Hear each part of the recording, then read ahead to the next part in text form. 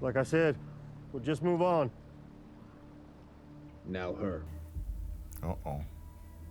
Do you think she smells like mushrooms? Is that that's a German Shepherd, right? Because they have the best like scent. I'm not a dog scientist. Oh boy. Oh shit. This is actually a brilliant idea to have dogs that can very smell it smart, out, yeah, so you don't yeah. have to use those buzzers from the Fredra. Oh boy. Look at how gray he is. He's having like another panic attack too. I'm starting to doubt if it's a German Shepherd or not. Oh, what a good boy. Oh no! In the adrenaline, you don't feel it, I Oh, guess, yeah. that like aggressive stab. Don't pull it out. You're not supposed to Don't pull it pull out. it You're out. not supposed to pull it out. You're not supposed to pull it out. Oh, it's like it's a baseball bat. Joe? I'm gonna hit it Oh with a boy. baseball bat. Joe, no, shit!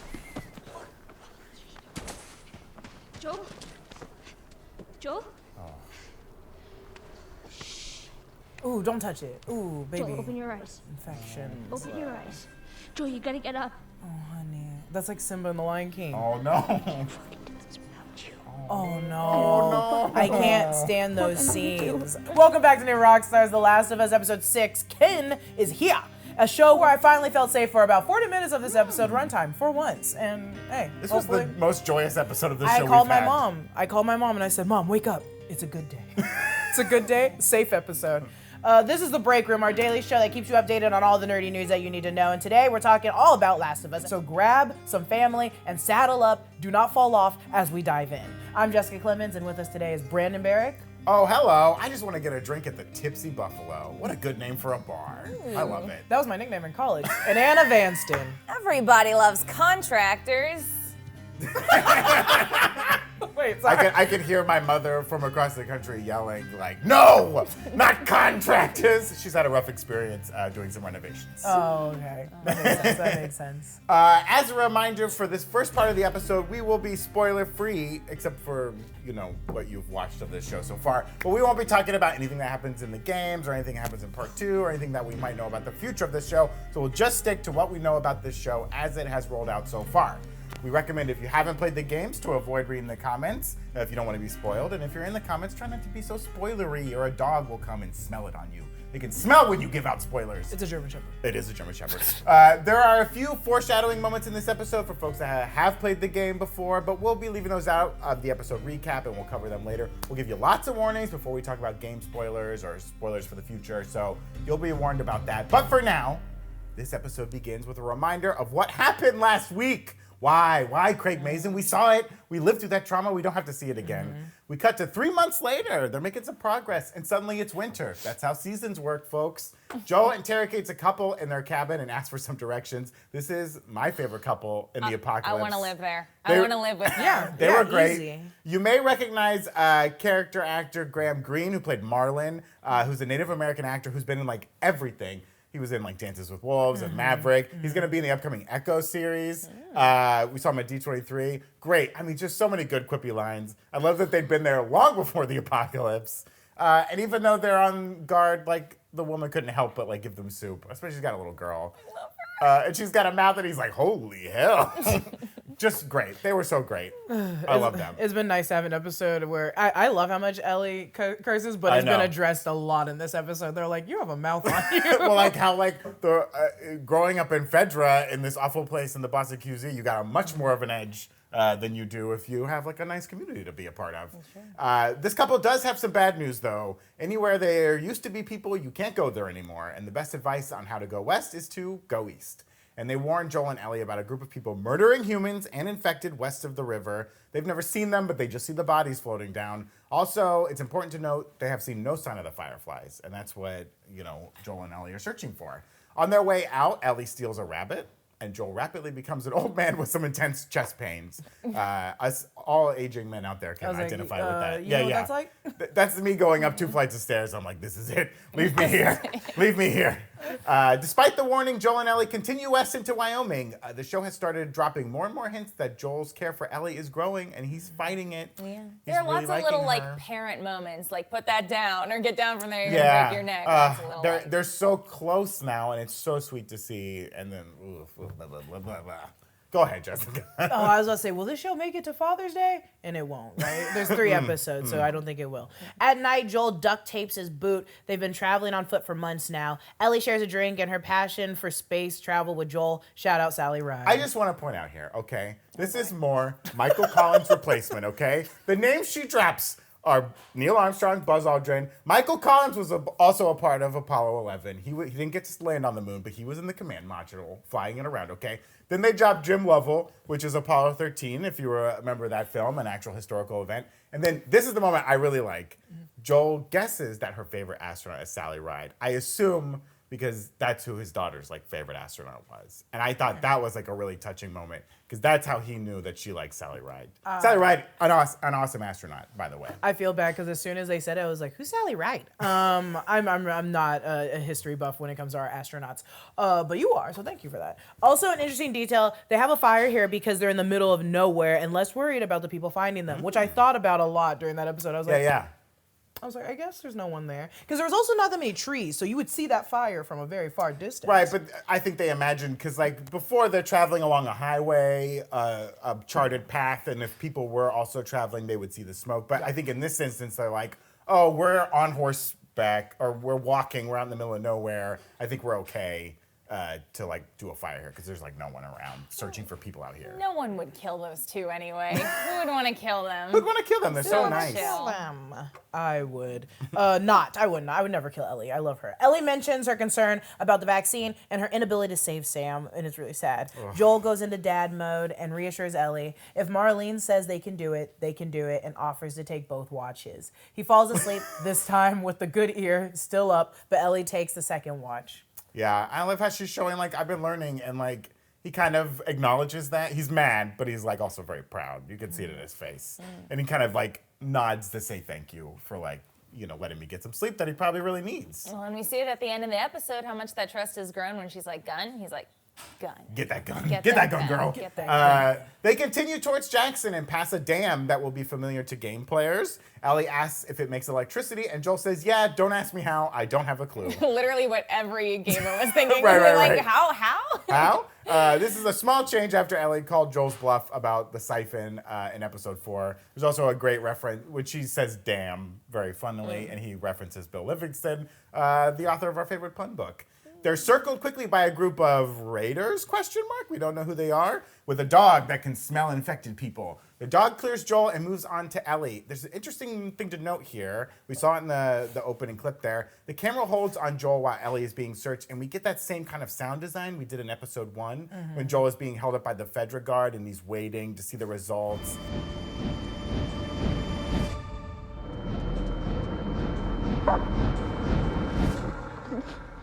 And it's the blood is rushing in his head. I mean, here we see him physically having a panic attack. But it's a nice mirroring of what happened in episode 1. Oh, I was like, do you think he gets that sound design when he's scared?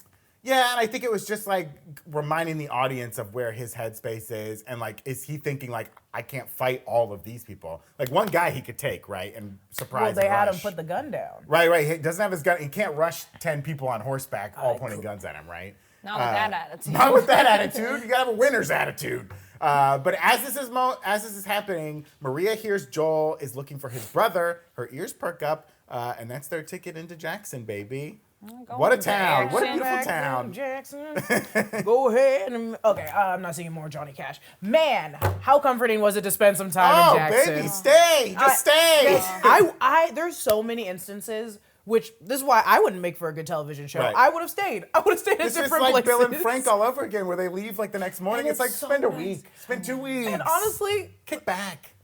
Pre the pandemic, I was like, this is a civilization where they're all just helping still a each nice other. Town. Yeah, it's communism, baby. I love that. Don't question it. It's communism and it's working great. Yeah, that moment was great, where he was like, it's not communism. And she's like, yeah, it's communism. That's the America baby. I was in the military. Tommy peeking out there. She was like, no, it is communism. Right. I also just love her. I love her being like, no, shut up. Yeah. Shut up. Joel and Tommy reunite, and I love that Tommy is still working construction when Joel gets into the town. I mean, was that, sorry, for a second, that kind of looked like a gallows they were building. I thought it was. Was it not?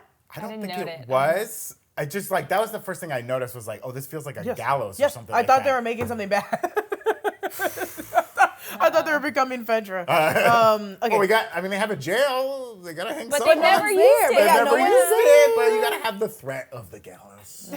You could go in there. That's how they scare the kids. Yeah. Ellie stares on as Joel and Tommy embrace, a glance at how important family can be to someone, something she's never had. The look of pain in her eyes when she's like, she's thinking like, he's never hugged me like That's this. how I I've was- never seen the soft side of Joel. I was Yeah. also thinking it was more like when she did that, it was more fear that like, oh, he's gonna leave. Yeah. She's like, oh, he's found something else to like He's love found and his care about. brother. Oh no. brother Don't and worry, they're gonna mama. have a fight. So yeah, Tommy asks Joel what he's doing here, and Joel says he's come here to save him.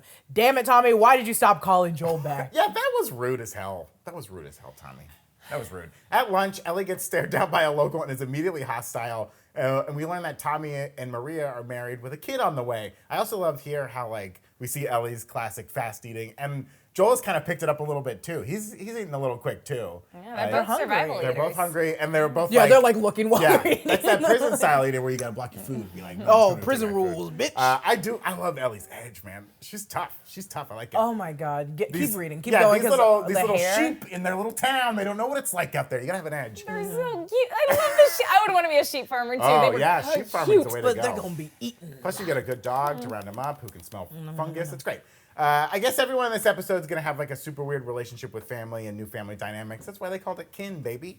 How about we get over it and everyone just stays in Jackson and we end the show and everyone is happy? I mean, this would be a great ending of the show. The end. They live on And forever. they got a house. They took got a house. over- They got a free house. They got a free house. Communism, baby. Damn, I would. That's why I'm not made for television. I literally would have stayed. I would have Yeah. been like, "This is great. We just trade and I work and I help you guys. Let's do I this." love it. I love it. Maria gives Joel and Ellie a tour and refers to Jackson as a commune. The Texas boys, of course, flinch in that, but she's totally right. Joel and Tommy share a drink, and Tommy breaks the news that he's not going to Colorado with Joel. It's too dangerous, and he has a family now. Maria's pregnant. Sorry, Joel, you don't count as family. Like, your old family, your old murder family. I got new We're kicking Jackson in family. new family. One is silver and the other's gold. Yeah, right. Tommy asks about both Tess and Ellie, and Joel tells a double lie here. He says Ellie is just looking for her family. She's some family of some Firefly bigwig, and Tess is fine. She's not fine. She's peaceful. She got a kiss before she died, I guess. Joel walks outside, and after more chest pain, he sees a woman with hair just like Sarah, who probably would be just about her age if Sarah was still alive and she has a kid, and it's Christmas. And it's just, oh man, that is heavy stuff. They also put up a little tree. They put up a had little the tree. decorations. I was afraid Joel was about to lick that flagpole and get his tongue stuck. Oh, He yeah, walks up to a Christmas metal story. pole. That I makes thought it was complete sense, Brandon. I was waiting for that scene to also happen. I thought he was like, I wonder if this is true about a Who Christmas double story. dog dared me? Who 'Cause double I'm dog? gonna lick Who this in this pole. town double dog dared me? I'll stab you. Okay, so Ellie gets a shower and a diva cup from Maria. Pretty clutch, but please find some boiling water to toss that thing into first because it looks hella old. It looks a little, hopefully unused, yeah. I mean, not hard to find boiled water. Also, I'm an idiot. I didn't think about the diva cup. That's It's much a smarter great than attach. looking for other hygiene Yeah, products all the easily, time, right? Easily, Yeah. easy. I'm a dummy. You guys are more advanced on the show. Good job. This is why you can't be on the show. Yeah, so be using tampons. In Maria and Tommy's house, she spots a little shrine to Sarah and Kevin, a 3-year-old that Maria lost in the first few days of the outbreak. Oof, oof, oof. It's sad. This is the first time Ellie hears that Joel had a daughter. She also gets a super fucking purple coat from Maria. It's eggplant. She gets a super fucking purple coat from Maria and is kind of acting like an asshole about it. No, thank you at all. I feel like even with Ellie's sarcasm, she isn't usually rude like this. She's been extremely mean this entire time. I kind of like it. Maybe she can feel Joel looking to pull away or is similarly getting attached and worried she'll lose like she lost her parents, Marlene, etc. everybody. Right. But also I just think she's keeping her guard up. Yeah. And I love that. Like, it's not effective when it's like you're outnumbered. There's a million people here. There's only you and Joel. But like, I like that she's still like, well, Tommy's an idiot. Yeah. I'm not an idiot. Yeah, I mean, she, is very much, has always been a survivalist, and if she comes out of the shower and all of her stuff is missing, like all of her clothes are missing, I can imagine she'd be like, where's my stuff? Don't take my stuff. Yep. Do you think it's kind of like a little quiet quitting too, right? Like if I'm an asshole, this town won't let me stay here and they'll kick Joel and I out and then maybe. Joel can't just drop me off here, right? I think it's a little bit of that. Like I'm going to be so on edge. And I mean, she has a point too. Like Maria was there to like kill them And she's like, we're looking for Tommy. You know, I think she's allowed to be on edge. I did really like the moment too when Maria's like cutting her hair, and she's like, oh, did you used to cut hair? And she's like, I was a district attorney. Well, no wonder you're bad at cutting hair. that was like a great moment of like, I was a district attorney. Check yourself for a second. Holy shit! There's a movie theater in Jackson, and they're screening everyone's favorite film, the 1977 Richard Dreyfuss movie, The Goodbye Girl. Everybody's favorite film. Kids are loving it. Oh, they love a little 70s Richard Dreyfuss, baby. I mean, couldn't they have found like something from the early 2000s? These poor kids could have been watching like Finding Nemo. That came out in May 2003. Are you the one that collects physical media? Yeah. Yeah, you would have been good, but watch these people not carry their physical media around with them, Brandon. So they're like, oh, I have a weird Caddyshack. There must have, well, maybe that's all that was left. I mean, I assume they've watched everything that was left in that movie theater, and so they're back on the cycle again. But yeah. I don't think this was an actual movie theater. I think this was the barn, wasn't it? Oh yeah, Barn. but I mean, there's somewhere where they found a reel of film. There must have been a movie theater somewhere close, unless it's the only film they have and they watch it every week. That is actually something good to know. Is like that someone saved like a projector, a film projector, or just a digital one. It could be a digital. Well, projector. I also don't know when digital projectors became more common and they started digitally sending movies to theaters, and there was no physical media. That's a good question. But that might have been later in the 2000s. I don't know Who exactly when invented that started. this? Lumiere. It's his fault. Joel tells Tommy that Ellie is immune and kind of breaks down asking for his help. This is a very vulnerable moment for Joel. He's also drinking again. Man hasn't got his hand on a pill bag in like months. He's jonesing hard. He needs I need some pills. All I got is this really good whiskey. He's getting good whiskey though. He can tell it tastes good. I love the little look on his face. He's like, oh, you guys actually have good whiskey. I've been drinking this crap out of my it's just flask. like some juice Yeah. that's been It had old. like a little tape label on the bottle, which made me think they've been making it. Like they've been probably. distilling their own whiskey there. Great Could be. stuff. He tells Tommy about Tessa's death and how he's slowing down and worried about Ellie's safety and is making him feel like his heart is stopped. This guy is like in full anxiety panic attack mode, PTSD all over the place. Then we get the most emotionally devastating line in this episode. He talks about how he's not sleeping and when he does wake up, he quote, I just know that when I wake up, I've lost something. I'm failing in my sleep. I mean, we've all had those dreams where you have your work dreams or your career dreams, and it's a mess, and you wake up and you're like, oh, thank God that's not real. Have those dreams and then wake up and you're in like a post-apocalyptic world with infected and you're trying to keep this girl alive. Like, just panic upon panic, no relief from this panic. Yeah. Crazy. And I kind of thought that, he said even before the show started, Craig Mazin and Druckmann, that Joel was going to be more vulnerable. He was going to feel his age more. And I kind of thought that was a little bit self-contained, like, oh, it makes him just more vulnerable instead of the video game invincibility. Yeah. But it's also been building up to him feeling like this is the reason why he has to get Ellie off of him. I don't. He's got to unburden himself with Ellie because he's scared that he's gonna getting so invested in her and he's so afraid he's going to be the cause of her death again. Yeah. Like him bringing up that like, I'm old, I'm slow, I didn't hear that guy, I couldn't stop that guy. She had to kill this guy because of me, because I'm failing. That's heavy stuff. I also love, we see him trying to fix his shoe with the hand that he punched the Federer agent with, that it has the hairline fracture. It's still a problem for him.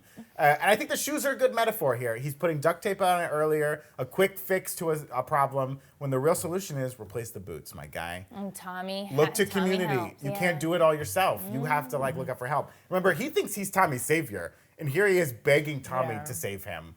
He's like, I'm done. I'm old. That's the stuff that I think mentally Joel will come full circle with. And he has, because he's like, get the gun. He's now realizing that, because he's like, I'm getting too old. And it's like, well, Ellie's getting older and she's very good at what she does. So she'll be fine. I mean, even the old couple in the cabin points out, like, who's this little psycho? Like, they can tell right away this girl ain't right. Tommy does agree to take Ellie on after he hears the whole story. He's like, I'll do it. But Ellie has overheard this conversation, we later see, which is very interesting. Yeah, Joel and Ellie have a heartbreaking conversation that is pulled almost word for word from the game. Joel changes his mind about taking Ellie after flashing back to a Christmas with Sarah. He's getting so soft. He's getting soft. He didn't sleep again, and he's like, I was like, I tried. I was going to leave a half hour ago, but I couldn't. Plot twist. Those are all therapy horses. They we are tricked therapy you. horses.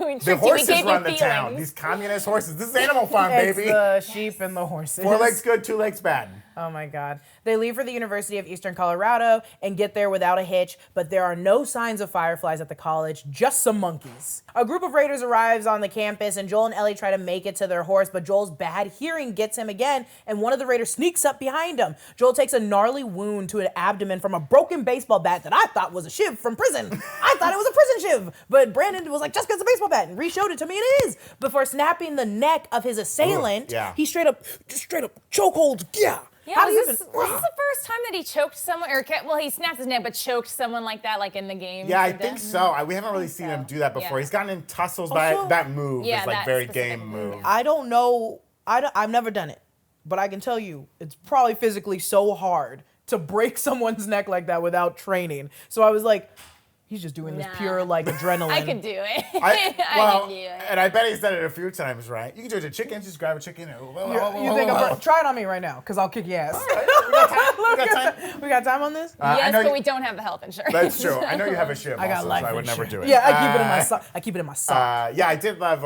you see him break the baseball bat on the tree, and, Joel grabs him, and that's how the stabbing happens. It's really quick, but it's Not great. to be that person also, have you ever hit a tree with a baseball bat? It That hurts your reverberation hands. hurt so bad that shit would break off so quick, or you would drop it so quick. I used to smash mailboxes. Keep going. This girl's a problem. This little psycho here. So the two take off on horseback and outrun the other raiders, with Ellie doing some sweet behind the back, taking shots at him. Joel slips off the back of the horse, and we end the episode with Ellie pleading for Joel to open his eyes. Damn it, Joel, she can't fucking do this without you, Joel. Okay, you got to get it together. The credits roll on a cover of Depeche Mode's Never Let Me Down Again. The same song that closed episode 1, Danger Time. We're in danger. What an episode. It was nice to kind of have no infected at all this episode. Very interesting. And also, not a lot of... It was nice to kind of feel safe. But this episode is titled Kin, and we see a lot of family dynamics in this episode that I think we should talk about for our first point today. Ellie asks Joel what we're going to do after all of this, and seems sad when she sees Joel and Tommy getting a reunion, right? And Joel is very quick to kind of push off this we idea, like the old, what, do you got a mouse in your pocket? we're not a we. Joel seems jealous of Tommy's new family. I missed the reference. What's that from? Oh, if you Mouse ever in say your pocket? we're going to go to the store, you're talking to someone we're going to go to the store, and you say to them, what, do you got a mouse in your pocket? We're not going to the store. Yeah, Why is there a mouse? So there's a we. There's a we. It sounds like I'm an old man. erection joke. I'm an old man. Oh, it's not an erection joke. It's not. You got any Think, what, cheese in your is pocket? it? Hold on. Are you happen to meet me, or is that a mouse in your pocket? Exactly. Joel seems jealous of Tommy's new family with Maria and the fact that she has a child on the way. Tommy also kind of just dipped out and didn't say hi, I'm leaving, murderer, I gotta go. I also want to circle back kind of on that sound design thing we talked about in the moment he thinks Ellie's gonna be torn apart by the dog. This kind of compounding idea of family and the danger that they're in. Which part do you want to talk about first? Let's talk about all the family dynamics in this episode, right? This idea that Joel is so afraid of getting close to Ellie, and it keeps, every time I feel like he gets close, he backs off, and then he gets closer than he was before. It's one step forward, 2 steps back in a way. He can't help himself but getting closer and closer to Ellie. Yeah. Well, you see a bunch of different types of families in this episode. You start out with the two people who are just living on their own, seemingly child-free. I guess they could have children. I don't know. There could be a child out in the woods somewhere they don't want to mention for their safety, right? They have fur babies and the rabbits, but you see, so they're living on their own. You have Joel and Ellie, obviously. You have Tommy and his wife, and now who is pregnant now, so that's their own family. You have the family that is the commune. Yeah. They're one big family. Are there more? Well, I think this episode really shows the strength of family, like we were saying earlier, right? The power of communism, but the power of a commune and a family where you share and you trade and you're all working together toward a goal. Yeah. Both the small example and the large example point to it's a red flashing light for Joel where it's hi, you need family. You can't do this on your own, and he's starting to realize that too. More than family, I think it's just you need support.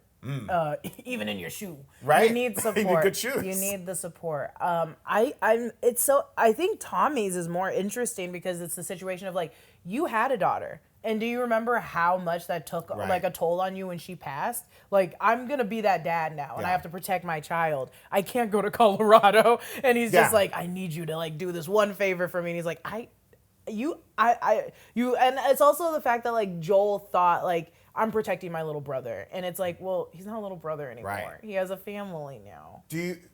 What Tommy says to Joel to kind of like win that argument, if you will, when he's like, just because this happened to you doesn't mean like I have to do what you say, right?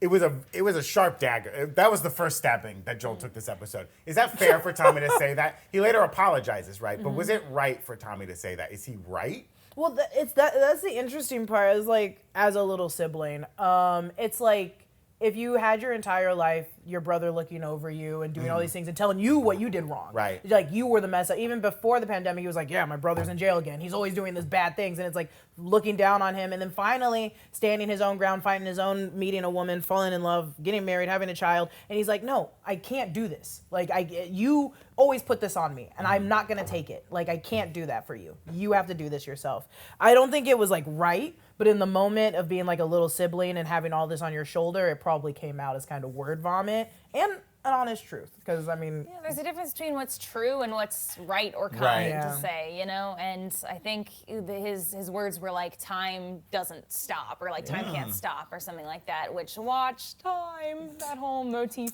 Oh, yeah. But, you know, I think... it was also a bit of a wake-up call. Like, Yeah. again, he can be right, and it might not be nice to hurts. hear. Yeah. I think the epidemic probably made people more blunt too. Yeah, like I mean, I'm being no like, reason there's to no have room for courtesy. Social mores, right? And also they're like on a commune where they trade, so they're probably bartering. It's like a lot more aggressive. They're probably like, look here, this is what you're gonna get. Like I'm gonna just be honest. What did you think of like the illusion of sheep in this episode? I kind of like the idea. Like we talked about this with Bill and Frank some too. Is this a good idea for this town to wall themselves off and stay the way society was? I mean, they have formed a commune and they're sharing and all that, but like, are they safer like this? Well, or unlike Bill and Frank, they're going out there and killing people. So That's it's true. like they're making everyone notice. they have the wall? They're Yeah. they're watching the area. They're very aware when someone comes into their territory from far away. I don't know if they're going out and killing seems like on the attack, like on the offense. But I think they're like defending their little paradise, which, I mean, it's just as dangerous as I guess we're kind of living now in regular society because it is the most close thing to normalcy that we've seen in this show in a community. And I guess in a difference from Bill and Frank, they've welcomed people in as needed. I guess some Yeah, people already Frank live in did. there, but it sounds like when people walk up, they have the dog. If the dog doesn't kill you, Well, we'll talk. Right? I think that what I was from the first family that we see in that live alone, they're like, yeah, that place is dangerous. That's where you're gonna die. It's just a bunch of innocent people that have been killed. So I think everyone on the outskirts of the city is like, we just don't go over there. Right. So I think it's just like not killing, but I guess like keeping a barrier and making people. Because even she said it in the episode or something like making them believe. What did she say? She said something that was really like not inspirational, but like moving about like we're not killing for like sport. We're just sending a message that like don't come over here or something they're, like they're that. pretending to be. It sounds like the way that they're killing people who are a threat to them. They make it seem that like whoever's in these walls, they're really bad people. They're mean. They're vicious. It sounds like they could be mutilating these bodies in a way to like scare off people. That are like, I don't even want to mess with this. Look what they did to this body I found. Like, but her thing is like, that's not us on the inside. Yeah. That's what we're projecting on the outside. Yeah. To keep us safe. And it's like the things we do to keep each other safe. It works. I also really found it interesting in Tommy and Joel's conversation as we talk about family. The family they had before when it was like Tommy, Joel, Tess, and whoever else was involved in the little murder crew. It sounds like Tommy was never in on it as much. He was just going along. Or is that something Maria has kind of come to terms with, where she's like, well, Joel made Tommy do all that stuff. Oh, just judging off of. I mean, she Tommy justifying- admits himself. Yeah. He says it's not you, it's we. We did those things. So, I mean, I don't know. Maria's side of it, we get that, but we hear it straight from the horse's mouth. But I think it's because he feels guilty. And so he's like, again, he's like treated like a little brother all the time. So I took it as like, oh, maybe he was the first one to bring up, because Tess and Joel were already together as a unit. Right. Tommy was by himself. He didn't have another person. So it was just being like, hey, maybe this isn't the right idea. And Tess and Joel being like, this is all we can do. Well, and it is, as Joel has said before, Tommy was a follower, right? He was always looking for something to follow, a cause or something like that. And Joel may have manipulated that in a way and being like, Tommy, you have to come murder these people with us. I Because mean, this is what we need to do to survive. Anna's still right, though. He did do it. So it doesn't make him a good person. He still do it. I mean, he you still know, did it. So you're still at fault. Who knows what we would do in the... Play dead? I would kill people. We know what Anna would do in the would kill apocalypse. people. What would I do in the apocalypse? I would go to nerdriot.shop and buy one of our brand new shirts. Okay. Inspired by The Last of Us, baby. Let me be clear. I would wear one of our shirts. As you're being murdered shirt by to be Anna lost in the in. apocalypse, look for the light. Look for the light. Anna's not the light. She'll kill you in the apocalypse. You got crackers? You're dead. But yeah, go to nerdriot.shop. Pick up this shirt. We got a lot of awesome other merch on the site. We've got Ant-Man and Wasp Quantumania merch available on the site right now. Yeah, there we go. You can get that. That's opening this weekend if you haven't already seen it. But check it out. It's a great way to support the work we do here at New Rockstars. Lots of great merch options there. Nerdriot.shop. Check it out. Support the channel. Rock some great merch. And have a great time. Also, we've talked about it before, this lovely jacket. Joel's got a new jacket now that he's in colder temperatures. But if you remember this jacket, this is the jacket he's also been wearing. He's got it on underneath his puffer. It's from Huckberry. The costume designers that work on the show, they got this jacket from Huckberry. It's a flint and tinder wax canvas trucker jacket. Straight from Huckberry. It's flannel lined, so it's very warm as I sweat here under the lights. And it's comfy, and I love it, and it's great. It's made in the USA from really sturdy stuff, and it's probably also cordyceps resistant, but I still have not tested that. I'm very not... We're busy. I'm a busy guy. Once the show's done, I will test it then, when I don't have to be here for the I after have shows. scurvy. If I bite you, will it be the same? I don't know if you can get scurvy through bites, but we'll find out. Click the link in this video's description to buy your own and help support our Last of Us coverage here at New Rockstars. So let's get into our next round. A little spoiler. Let's talk about some changes from the game. So if you haven't played the games, you don't want to be spoiled anymore, come back out after you played the games. But some spoilers coming now. So here we go. Some changes from the game. Changes from the game. The first one, right off the bat at the beginning of the episode, that couple ain't in the game, and what a great addition. So good. Everything they said was so good. I just want to take a nap in her bosom, just curl up. I'm so happy and warm. I mean, what a lovely lady. Makes you soup. Great. I mean, I just love the blunt. We talked about the bluntness in a post-apocalyptic world, even from the couple. They have they love each other, it's clear, but their language is very blunt. Did you tell them the truth? Yeah. Are you Did you lie telling to me the them? truth? Did you lie to me? I don't know. No. I love it. We did get that. We talked about it a little bit last time on how the game, Henry and Sam die, and then it does the cut to 3 months later. But in the game, the 3 months later is in the fall, not the winter. So they've changed the timeline a tiny bit, but hey. So beautiful. Yeah. The winter Wyoming is beautiful. Yeah. I love those mountains around the town. It looked gorgeous, picturesque. Oh, lovely. In the game, they have to fix the dam, but in this, it's already up and already working. working. In this show, Jackson seems like sort of a really big community, like a whole thing. They said it was about 300 people or something like that in the town. It's a lot Lot of people. Lot Too of many people. And in the game, it seems slightly smaller. He says we're over 20 families, but when you say over 20, such a specific number, it's probably 22, something like that. You would say over 30 if you had more than 30. Yeah, right? exactly. And we don't actually see Jackson in the game until The Last of Us Part 2. So it's bigger and and we see it. They have a lot more going on at this Jackson. Yeah, absolutely. So because we don't actually see Jackson in the first part of the game, most of the events of the episode take place at the dam, and then later at an abandoned neighborhood that Ellie runs away to, which is another change, is that in the game, Ellie overhears them talking about her being passed off to Tommy, and she takes off on horseback. Yeah, I think she takes off on a horse, and they panic and Joel panics mostly and has to go find her with Tommy. And that's what, her being in danger is what makes Joel change his mind and be like, no, I'm coming away. No, I'm going with you. That's deep gruff. I personally love that change. I was afraid they were going to do the runaway plot line, and they didn't. And I also love how they subverted the gamer's expectation there, where it's you don't see her overhearing the conversation. You see her walking around town, looking around, where's Joel, what's going on? And I love the reveal later that she's heard the conversation. As she's reading the journal, too. Again, Ellie with an edge is all they got to worry about is boys and what they're going to wear. Well, and that was a pretty much shot for shot of the game. Is this really all they had to worry about? Boys, movies, deciding which shirt goes with which skirt. Is this really all they had to worry about? Boys, movies, deciding which shirt goes with which skirt. I'm sorry about your daughter, Joel, but I have lost people too. You have no idea what loss is. Everyone I have cared for has either died or left me. Everyone fucking except for you. So don't tell me that I would be safer with someone else, because the truth is I would just be more scared. I'm sorry about your daughter, Joel. But I have lost people too. You have no idea what loss is. Everybody I have cared for has either died or left me. Everybody fucking except for you! So don't tell me that I'd be safe with somebody else, because the truth is, I would just be more scared. You're right. You're not my daughter. And I sure as hell ain't your dad. And we are going our separate ways.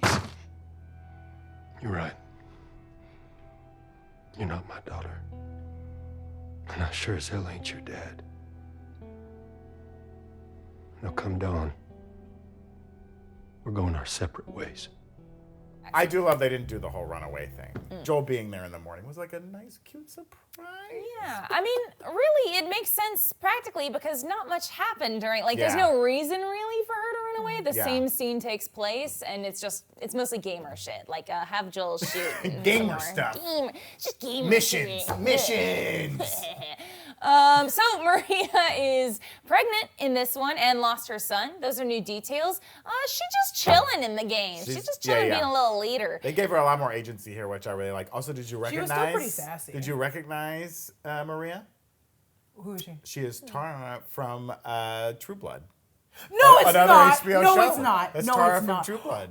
She Did you ever watch so True Blood? good. No. She looks Eggs. so good still. Eggs, my eggs. That's not her. That is her. That is not her. That is her. She still looks great. She's killing it. Great stuff. I'm Twilight or bust. I'm so old. I'll bust. And then Joel's... Oh, yeah, you will. Not like that. Yeah, you will. Oh no, is there a mouse in your pocket? Or anyway, and Joel's reasoning for leaving Ellie with Tommy is different. This is in the game. Joel is not. He doesn't have this big monologue, this meltdown sort of a thing. It's more of a logical thing for him. It's like you have the guys.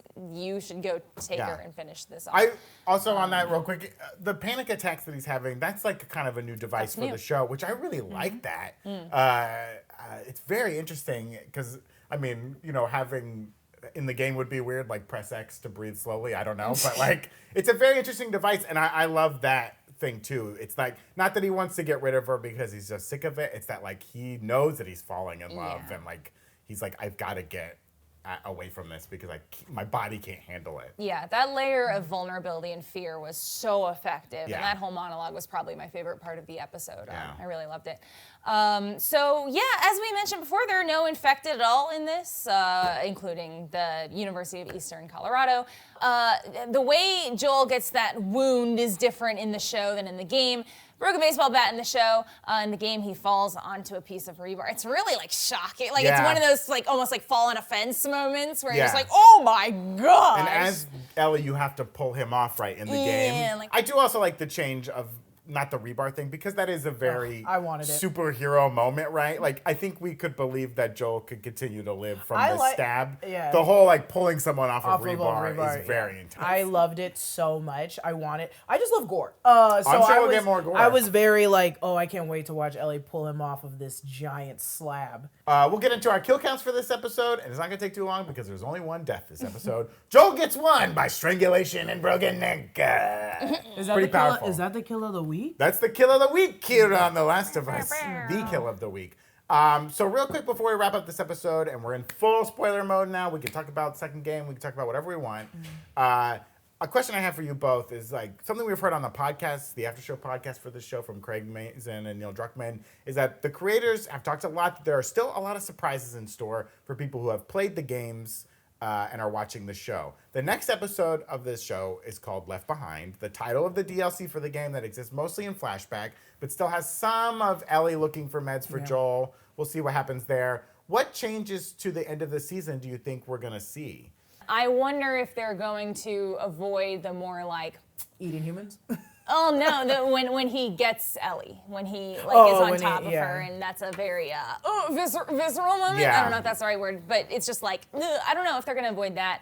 I really enjoy the beats in the game. I wonder if I don't know if it's a big enough difference for them to talk about it, but I wonder if Ellie's gonna kill Riley in the game. Yeah, It makes sense. Right, we're expecting to see a flashback this next episode to in the mall when her and Riley get attacked. And if in the game she doesn't kill Riley, but in the show we know that she's killed Well, we don't one know. person. She think, could have. yeah. Right, she could have. That's a They good love point. connecting things so much. Right. For like the bread at the first episode and the handshaking, they'll watch it be like, yeah, that is the one person that Will this next episode start with the image of a snowy Yes.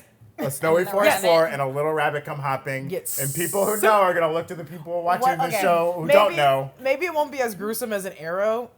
Maybe it'll be like, oh no, I was gonna say maybe it's gonna fall into like a bear trap, but that's Right. way worse than an arrow. And do you think, as we talk about the Maybe it goes in a changes, box. how they're going to surprise us, are they going to surprise us with something very, like a shocking death that does not happen in the games? Like, could Tommy die? Could Maria die? What if Could someone who we know survives in the games not survive this season of the show? What if Riley was never gonna... This is very stupid. This is like literally Rogue Theory. What if Riley was never gonna turn? What if Riley was just... Was also? Oh, no. Or just like stayed alive and was like, should we kill each What other? if Riley's still alive and has become the mega bloater? What if she is a bloater? That'd be insane. And she comes back How and she's could you like, tell that's I her? followed you all the way to Wyoming. I love your new voice, right? It's great. I don't think the bloaters talk like that.